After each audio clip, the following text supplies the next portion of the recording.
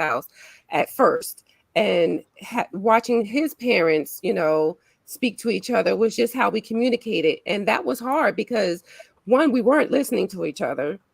Two, I grew up in the era where be independent, have your own purse, don't rely on no man, so we had separate bank accounts. So my money was my money, his money was my money, but he couldn't have none of mine. You know what I mean? So, those were just some of the challenges that we faced. And it was really hard at first because we trying to rob Peter to pay Paul. We trying to write a check back in those days to write a check, knowing that if we didn't have that money in the account within 3 days, that check was going to bounce. So we was a hot mess trying to navigate these waters as young married couples and raising a family. So those were our challenges at first. But once we got around people that spoke into us, and once we also matured about like this is the proper way to do things if we want to make it work, if we want to have enough money then month, we're going to have to do things differently. And that communication needed to come in, making a budget, saying, okay, this is the priorities that we need to make sure that we address first before we think about going out to eat here or going to go try to go have a vacation or whatever the case may be. We need to make sure that the house is taken care of first. Okay. Well, for us, I want to say it was blended families because we both been married previously. So this is both of our second marriage, but I don't say second marriage. I say this is our final marriage. But anyway, I had 2 children from a previous marriage and she had 2. Since we don't have any children together, and I could say we did it all wrong in blending our families. We didn't tell them at all. We just went and did what we wanted to do. He came in like a whirlwind taking charge. That's what happened. That's because I was in the military. I was a disciplinarian. And she used to say, I let them express themselves, which to me, expressing yourself was talking back. I'm sorry. But anyway, we did it all wrong. And that's why when we speak, we can speak on blended families. And we tell people we did it all wrong. But we learned how to get it right. But we learned how to get it right. We actually sat them down and had like a family meeting and explained it all, cleared the air. There were tears, there was hugging, there was crying. And then now it's great. It's great. Beautiful. And that was in our first year of marriage, and we haven't had a problem since. So in 16 years, the first year was the issue, and it's been 15 great years after that. Wow, that's good. So it sounds like even though you say you started out doing it wrong, you didn't continue in that wrongness for a very long time. No, but I think that's what people struggle with, even when they realize they're doing it. I won't say wrong, but it could be done a better way. They don't necessarily make that change, and they continue on, and then just things start to spiral. So yeah, that's good. That's real good. Baby, you want to share, Bobby? I think it was the work-life balance. Me just being away from my family too much, and when I came home, I was just there. Not being present, and I feel like that has been a problem, and I soon have changed to where I'm giving more time to family than actually working. And it goes back to what we were talking about with friends, right? It took a friend to point out to Bobby, like, hey, y'all see all these pictures being posted, but you ain't never in them. Like what's good? Like your family is together, and you talk about your family, but you're never in a photo with your family. And so, like, doing Wife Up, it was always challenging because here I am like fighting for marriage, but I'm also in a marriage where my husband was working. Like I said, Bobby never had exposure to marriage before. And so for him, being a husband was being a provider meant working. And so like he would take on overtime and he was working all the time. And then when he wasn't working, he was too tired to really spend time with us. And so we have a 5-year-old and a 15-year-old. And so it's a huge age gap. So it requires a lot of, attention. And so it was just a lot of time, managing those two children, oftentimes without him, and still living life and, wanting to create routine and wanting to get them exposed to great things. But oftentimes he wasn't there. So it did take a toll on our relationship. And I'm grateful for friends like him. We're not going to shout out. You know who you are if you're watching this. Who called him out. It was like, get yourself together, brother. You got a good one over there. You need to do right. Question for the panels. What has been the most rewarding part of marriage? Wow. I can answer that one. It's being with me. Well, he told the truth. I was going to say, I think the best part of marriage for me is that I got this person that I absolutely love and adore spending my time with. Like I was telling you guys right before we got on, I was joking. Well, it's the truth. Okay. We went on an 11-day vacation. And I was telling my girlfriend, I said, okay, so we both work from home and I see him every day. But on vacation, it was like I just couldn't get enough of him. I was all up under him. And, we were just, we do so much when we go on vacation.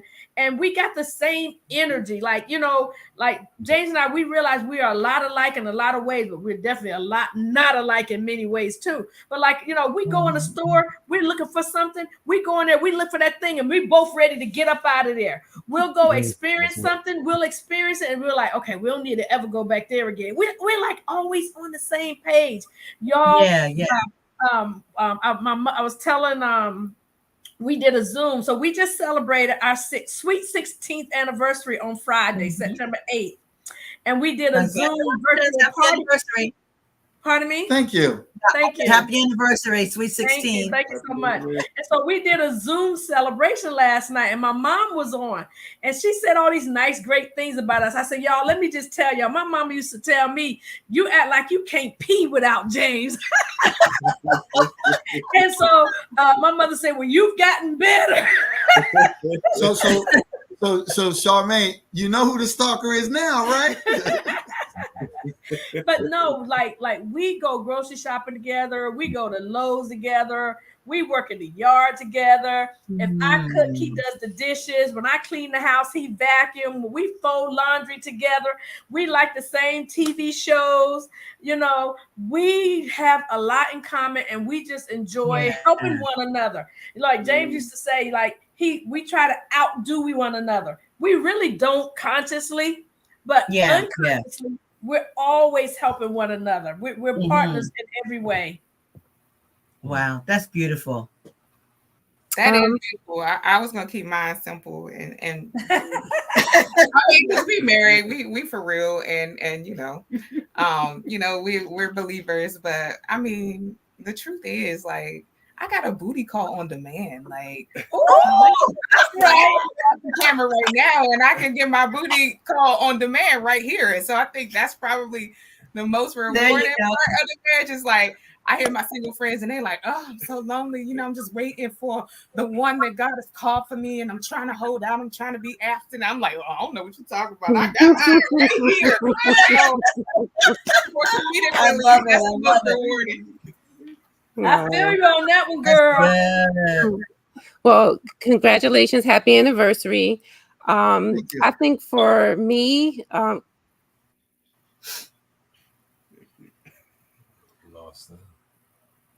there's a little delay there. Can y'all hear her? Because I know I can't. No, she's frozen. She's frozen. Oh, she's frozen. I'm Okay. still laughing at my comment.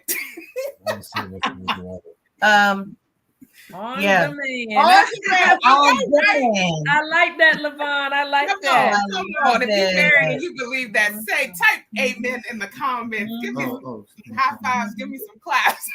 I just wanted to touch on that question also. I mean, with a marriage as lengthy as ours, there can be so many rewarding things. But for me, the most simplest and greatest reward, no matter what happened, I know she's there when I come home. That's true. I am so good. And I was just telling Bobby a few days ago, I love that it's two people going on a journey together, not knowing what the future holds, traveling the unknown together, and really building a life and a legacy together. You know, every single person that you touch together, you know, the children that you make, like you're pouring in and you're making the world better through your legacy together. Right. Yeah. And that's, I'm sorry. And that was so good because that's why Cynthia and I, you know, we help couples see their vision. You have to know where you're going. You have to see where you want to be and what you want to do for the future. Because if not, things won't work out. You'll become stagnant. You know, things won't work out. It's a matter of knowing where you want to go, how you want things to go, and where you want to be, and planning that out together. Right. Absolutely. Aisha? Yes. Yes. Okay. I'm sorry. It's storming. I'm sorry. It's storming over here too, sis. So I know what's going on. Oh, Hurry so right I back just to wanted you, man. to say, if I can, Can we hear you? I mean, can you hear me now? Yes. All right. Can you go hear ahead. me? Okay. Yes, ma'am. All right. So the rewarding part for me is getting away, having our alone time when we're going on vacation to just enjoy the two of us. Because we have 5 children. They're all adults now, but we have grands. And so I opened up a child care center in my home. So we constantly have kids every day, all day, even on the weekend when I'm supposed to be off. So those moments that we can get away and enjoy our vacation, that's our time. That's the time where we can not focus on anything else and then just enjoy us. So I look forward to those moments. Yeah. I get that. And the most rewarding for me is just knowing that I have my person. Knowing that he's here, somebody I can count on, somebody to do life with. Because I don't know how anybody else feels, but I prefer being married. I think I would kind of lose my mind if I ended up being single, but I love being married. I love the partnership. I love the companionship. I love that when something happens, I got someone to share it with. Say, oh, Frank, guess what? To me, there's nothing like that. Say, oh, baby, guess what? And sometimes I know I drive him crazy because I have a whole lot of guess what.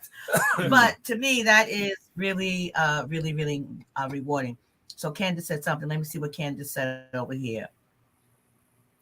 That we thought you love the kid moments too. That's your daughter. Yeah, they enjoy the kid. They enjoy me having the kid moments, and I love that too. But also, I love getting away and just doing stuff for us. You know, our last trip we had was 7 days in Jamaica, and we went snorkeling. We did, you know, we just did stuff that we normally don't get to do, and just be us. You know, so that's always breathtaking. So I want to ask you all about, you know, there's this couple, John and Julie Gottman. They're psychologists, and they've done a lot of extensive research in the area of marriage and relationships. And Dr. Gottman has a book, The 7 Principles for Making Marriage Work. And in his book, he said 2 of those 7 principles are allowing your spouse to influence you and solving solvable problems. So how have these shown up in your marriage? So allowing your spouse to influence you and solving the solvable problems. Go ahead, Aisha. My husband is an extrovert. He's very social. He's the social butterfly. I'm the quiet one, right? So he can go up and have a conversation with anybody.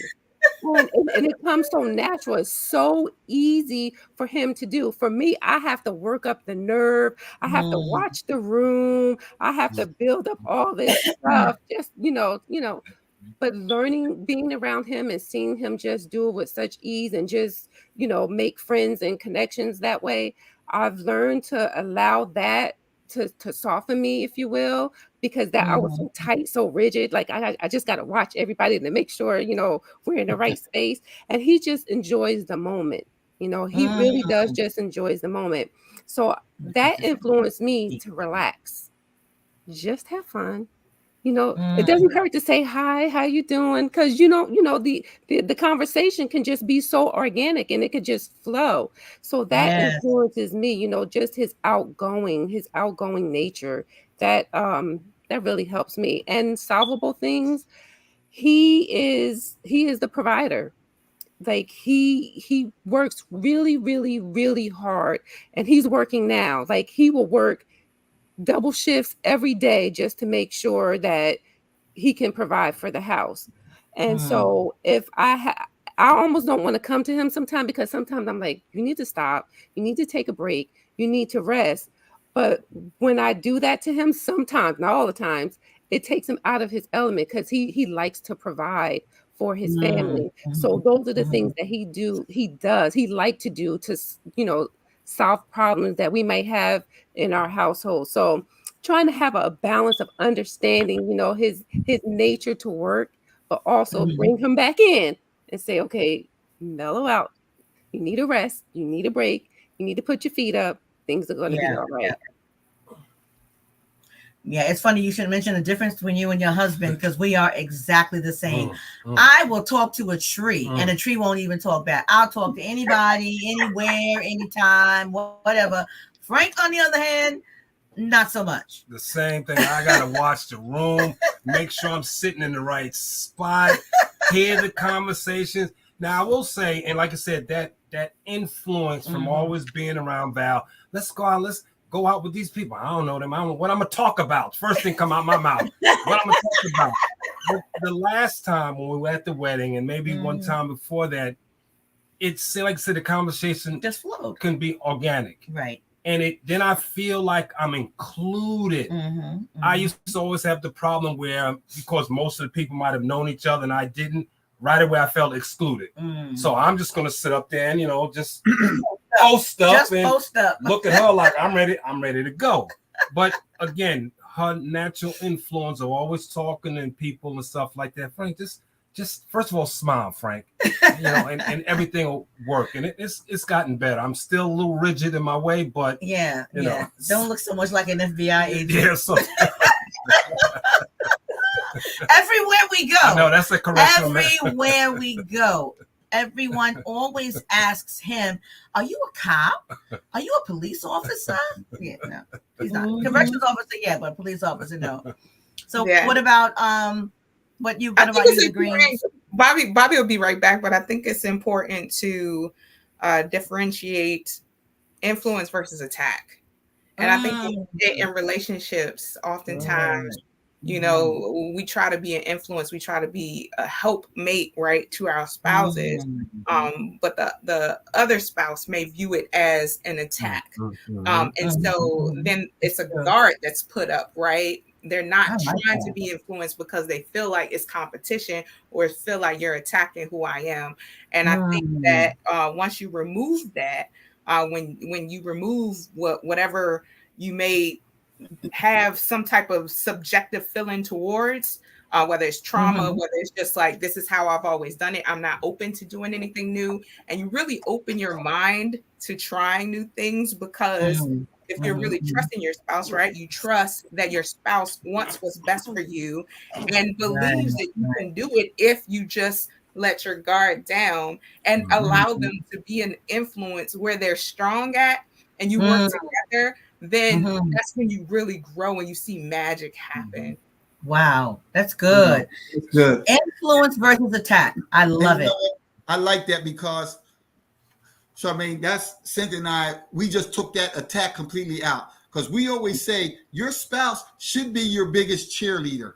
Right. So whatever you want to do, they should be cheering you on, whether whether they feel it'll be successful or not. You know, your spouse, you may say, well, I want to start a cooking class, and they may think that's the dumbest idea I ever heard because you can't cook, but they won't say that. They'll say, you know, baby, I think that's a good idea. Why don't you try it? Then when it fails, you be like, yeah, baby, I shouldn't have tried. He said, yeah, but at least you tried. So we always say your spouse should be your biggest cheerleader, and your spouse should have your best interest at heart. So when Cynthia tells me something, I always take it as an influence, and I never take it negative, because I know she's just trying to encourage me, build me up, and make me better, because your spouse is there to make you better. So when she suggests something, that's what I always take it to heart. Like, plus we always maybe see God first and give you that guidance and say, you know what, maybe you should try it. Because here's an example. I wanted to take piano lessons. I wanted to learn to play piano. So she found piano lessons and encouraged me to take piano lessons. Wow. And we went and bought a piano. Now I can play the piano. Not we. Okay. I And so the next one, which was last year, I'm sorry, I said, I want to play the drums. She went and bought me a drum set. And bad mistake. And so now I'm taking lessons. So we never look at it as negative. We always try to look at it as positive, because your spouse will have your best interests at heart, and they're just trying to make you a better person. Wow. Like you said, your spouse should be your biggest cheerleader, and they should edify you, build you up. It's so easy to tear somebody down. It's harder to build that person up. And that's so true, because, I tell, when we're coaching couples, I tell them, don't take offense at what your spouse says, because your spouse is there to help you grow. They see things that nobody else will probably ever see. They I think someone said earlier, they see, someone said that last night on our show. They see you naked. Like, how many people gets to really see you? Like, and when I say naked, I don't just be naked in your body, but just naked in your emotions, naked in your thoughts, naked in, in your walk, what I'm saying? Right. And so your spouse is going to point out things that maybe nobody else might not ever point out. And sometimes you need to take into account what they're saying. I also want to say, James lets me influence him in some things, but there's some moments he'd be like, don't be telling me what to do. So I believe in telling the truth, but when it's the important things, or it can be any old thing he does. And also I want to say, when y'all talk about the introvert and extrovert, I think that's they say opposite attract. I find it seems like that's the truth in every relationship. Y'all would not believe that James is an introvert. I'm the extrovert. When we're out and about, social butterfly, I'll get on the elevator and I'll be like, "Good morning, everybody." Oh my God! And I'm sorry, we were on a cruise for anniversary, and she gets on the elevator talking. Hey, good morning, everybody! Y'all having a great time? I'm over here like, this gets on my nerves. I'm sorry. He's like, "What are you doing? What are you doing?" Like, even for like this show, I have to drag James to talk. Once he gets there, he's the life of the party. He's a talker. But I have to drag him to places. I'm not dragging him, but I'm using that term. But I have to really encourage him and tell him the why. Sometimes we wonder why our spouse doesn't want to do what we ask them to do. Sometimes they need the why. Or sometimes you need to let them know, what, I just need your support. Right. And like I said, they're trying to help you. Like Charmaine, what you said, you have a booty call on standby all the time. But just think, when you tell your spouse, well, I know what the man might say, I know what I'm doing. Yeah, but I don't like when you do that. I like when you do this. And all they're trying to do is give you those teachable moments so you can please your spouse and make it better. He's talking Dr. Levin's language right now. But you know what I'm saying? I know, right? The man's ego could say, well, I know what I'm doing. I know how to put it down. And your wife might say, well, I don't like how you put it down to me. Maybe you need to do this or do that. And they may take offense. But like you said, Charmaine, you can't get mad about it or take it in a negative way. All they're trying to do is help you to make sure help the relationship. You can please them the way they want to be pleased. Right.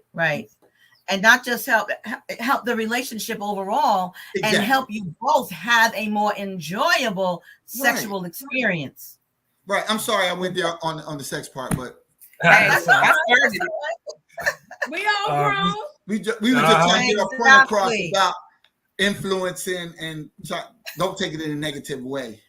So what do you guys think is the single most important factor for a successful marriage?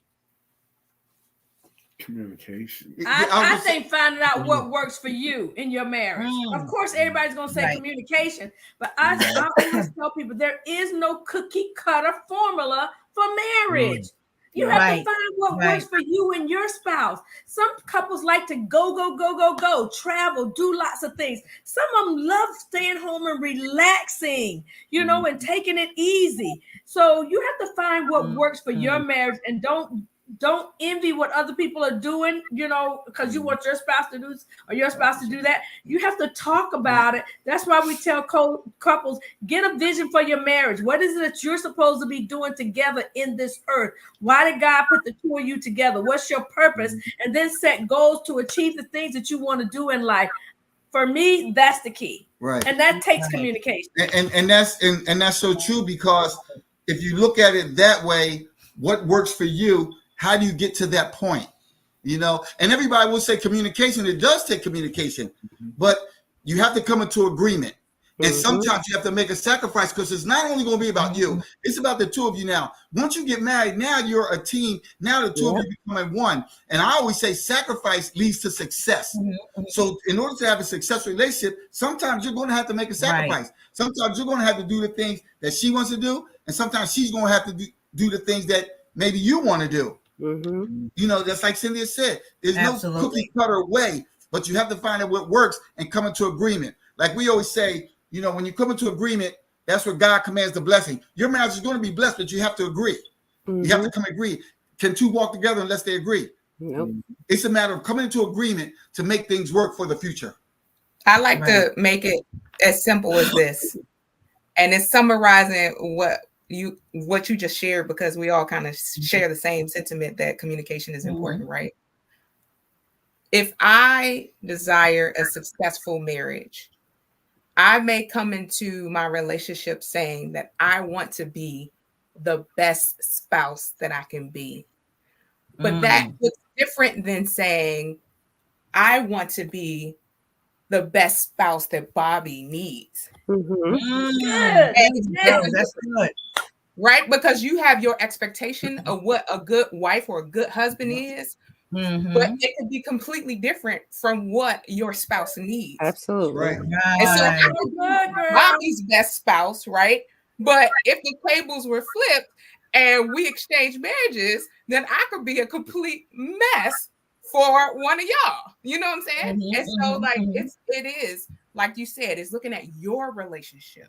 Forget everything else that you were exposed to. It may be things that you admire, but it does take communication to see what exactly works for the person that you are with.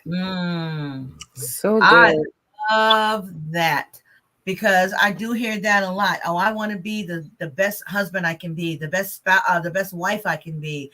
But like you said, you want to be the best spouse for your partner. I love that. So I want to take a minute, and I would like for each of you just to talk about any events you have coming up, talk about your platform. Aisha, I'm going to start with you to talk about Wife Life. Oh, thank you. So Wife Life is a support group that I started in Facebook. It's a private space for wives to come together to talk about all things marriage. And we cover every topic, whether it's intimacy, sex, hardships such as infidelity, all of it we talk about, only because I've experienced a lot in my 30 years of marriage. And I believe if we have a safe space where we can come and talk about it and address these issues, we can show up as a better person in our marriage, and we can begin to heal. And I think that is so needed. It is so important. In addition to that, I recently wrote a book. So I'm an author now. So I'm super proud, super excited of that. And the next thing I will be doing is I will tell them the name of your book. Tell them the name of your book. Yes, so sorry. It is Wife Life: How to Grow from Struggling to Successful in Your Marriage. And you can find that on Amazon. You could also find that on my Wife Life website as well.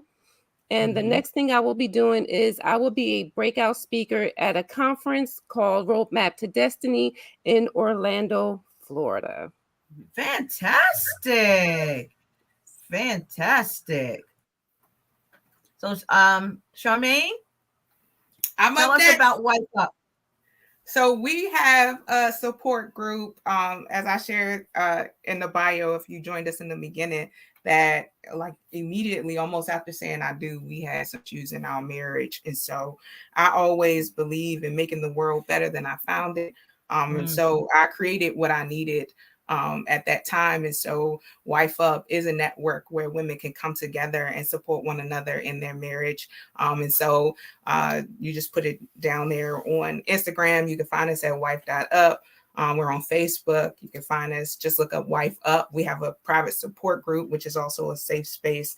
And we are a resource. And so we have the Wife Up Challenge. You got the book, babe? It must have dropped. It dropped somewhere. When he left me, he moved the book and he can't find it anymore. Oh, yeah. But yes. So this is how Wife Up started. It's called the Wife Up Challenge. Yes. And this is all God. This is God working through our pain and turning it into a passion. And so if you're looking to just reignite the spark in your marriage, I encourage you to look up the Wife Up Challenge on Amazon. And we have a bunch of resources on Amazon. If you're single and you're just looking for some advice and you're trying to prepare for marriage, I have a book called 15 Lessons Learned. It's like that. But everything is on Amazon. You can just look up my name, Charmaine Carter, or you can just look up Wife Up, and we have tons of resources that will help you in your relationship. We don't have any events right now, but you follow us and trust me, it will be a couples event or a women's event happening very soon. All right.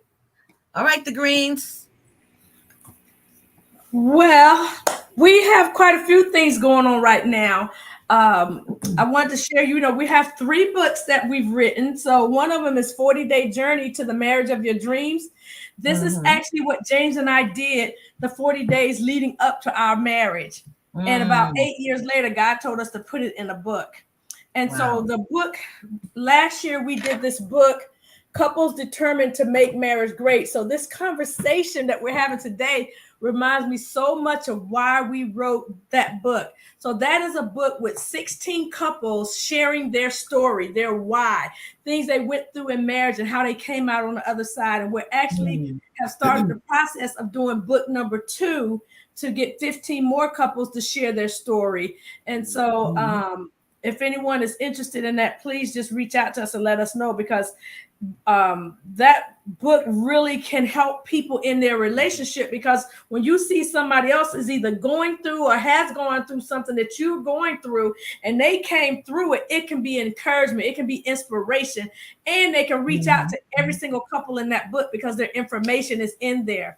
And in 2 weeks, you guys, 2 weeks, oh my gosh, I'm so excited. We are having our 7th annual couples conference called Couples Fest. And yes, and I'm just so excited. There's so many surprises and things that we're doing.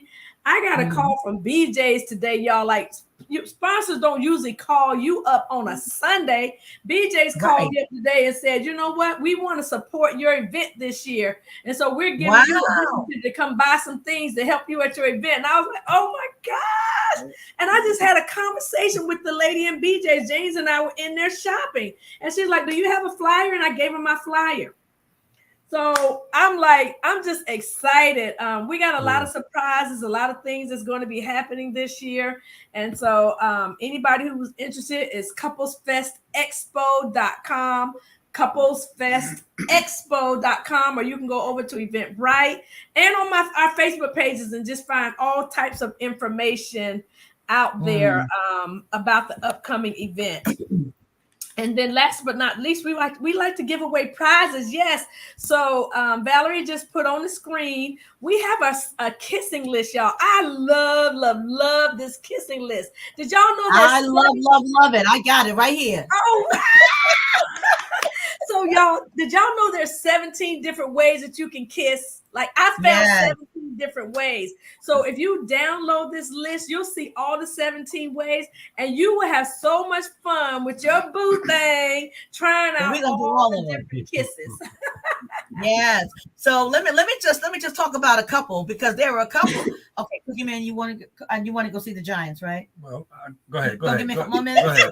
Look, they playing my team. I don't want to get into it with you tonight, okay, Mr. Chase? But you're playing my team, so you're a don't Dallas cry fan. tonight. Don't cry tonight. It's gonna be Don't okay. cry tonight. Okay.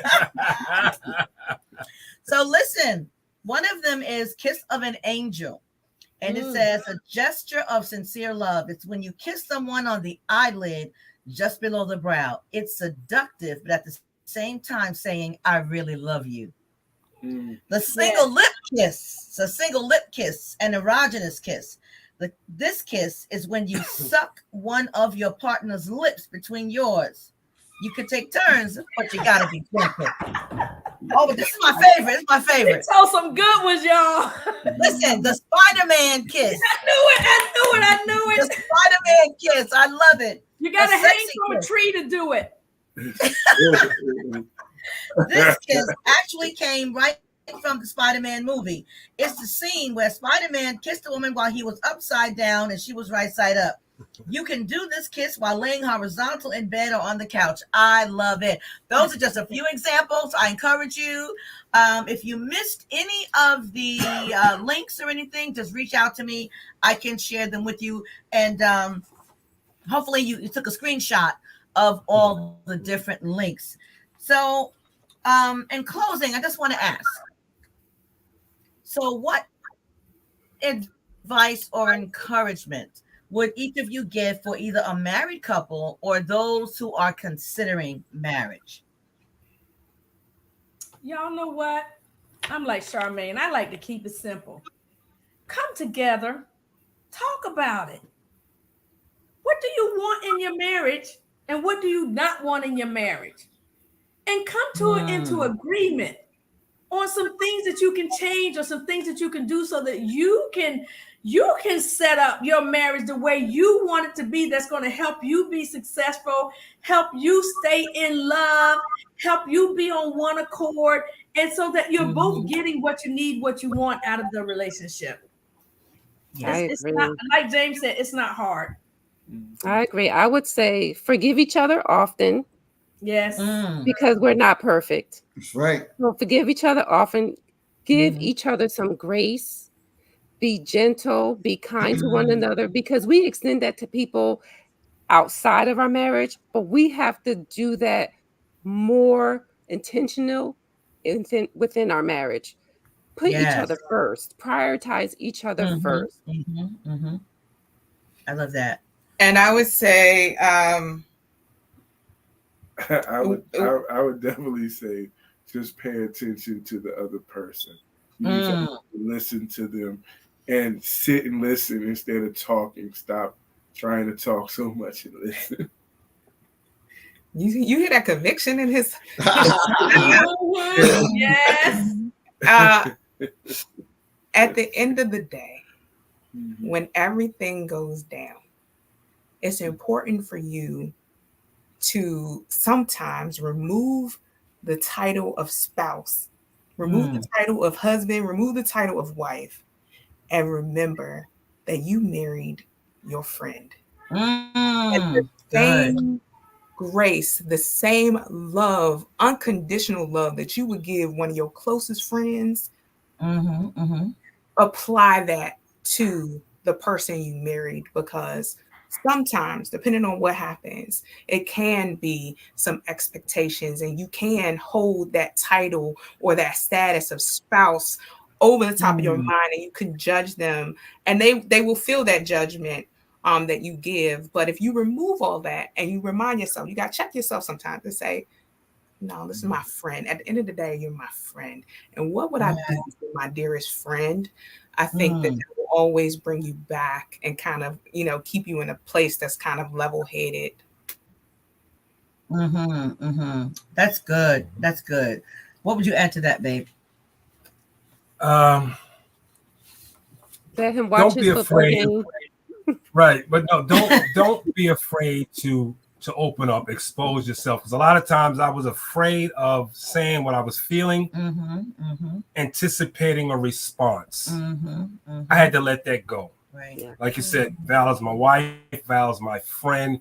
I should be able to talk to her at all times. Mm-hmm, mm-hmm.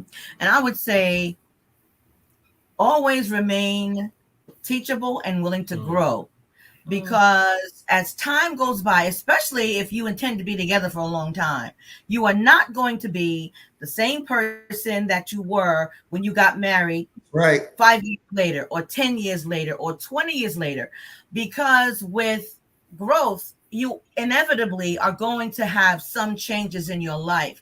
So be willing to grow and be willing to share that with your partner and allow your partner to grow and change. Don't expect him or her to be exactly the same as they were 20 years ago, because it ain't gonna happen. And Mama Crider said vulnerability. Absolutely. Be vulnerable, be willing to be open, be willing to be transparent, and be willing to share every part of your life. Don't compartmentalize your life and have this little area over here where you don't share with your partner. And go ahead, baby. Go ahead. Go. You okay? All right. I figured you was winding down. I see him kind of easing up because the Giant game will start in a The minute. game is on, y'all. The game is on. I'm sorry, y'all. I'm sorry. But I'm glad that he was here with us on No, he tonight. communicated that up front. He said, listen, Hey, they start at 8. That was the disclaimer. Yeah. But thank you. This has been an amazing conversation. And I just pray that there are people out there who will be blessed by it, who will be helped by it, who will be edified by it, whose marriages can be transformed. Because some people ask me, well, what if my partner is not willing to change? What if my partner doesn't want to come to counseling? But you come to counseling. You make the change that is necessary, because even if one person does it, it can change the whole dynamic of the relationship. So I'm just praying that it has been helpful to those out there. And again, if you haven't already done so, I would appreciate if you subscribe to the channel, hit the notification bell, and follow Wife Up, follow Wife Life, and follow Marriage Built to Last. I shared all their links on the screen, but if you missed anything, just reach out to me, Valerie at marriagebeyondthebreach.com, Valerie at marriagebeyondthebreach.com, and I will share all of their information with you. And please get your kissing list. Yeah. You will Valerie, Tanya asks, how often do you go live?